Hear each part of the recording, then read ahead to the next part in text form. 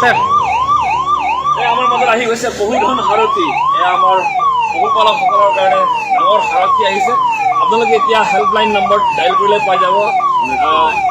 1962 অৰ্থাৎ 1962 ডাইল কৰিলে আমাৰ পশু চিকিৎসক আপোনালোক পাই যাব আৰু মোবাইল ভেটেৰিনাৰী ক্লিনিক আহি গৈছে গোগামুখতো আমাৰ ধেমাজি জিলাত এয়া ভাৰত চৰকাৰ আৰু অসম চৰকাৰৰ এটা সুন্দৰ এটা project funded by department of animal husbandry and dairying government of ইণ্ডিয়াৰ এই প্ৰজেক্ট আহিছে 1962 আপোনালোকে ইমাৰ্জেঞ্চি নম্বৰ ডাইল কৰিলে আমাৰ ভেটেৰিনাৰীসকলক লগ পাব বা এই মোবাইল ভেটেৰিনাৰী ক্লিনিকছটো আপোনালোকে পাব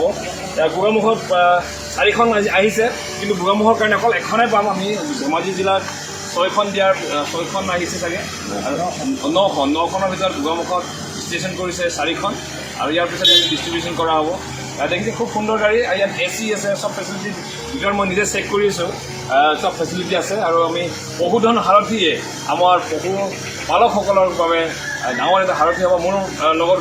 থিয় হৈ আছে উপস্থিত হৈ আছে মিচিং সাহিত্য পৰিষদৰ গোগামুখ সমষ্টিৰ সন্মানীয় সাধাৰণ সদস্য ৰাজু পেগু ডাঙৰীয়া তেখেতক সাক্ষী কৰি আমি 4খন গাড়ী আজি ৰিচিভ কৰিছোঁ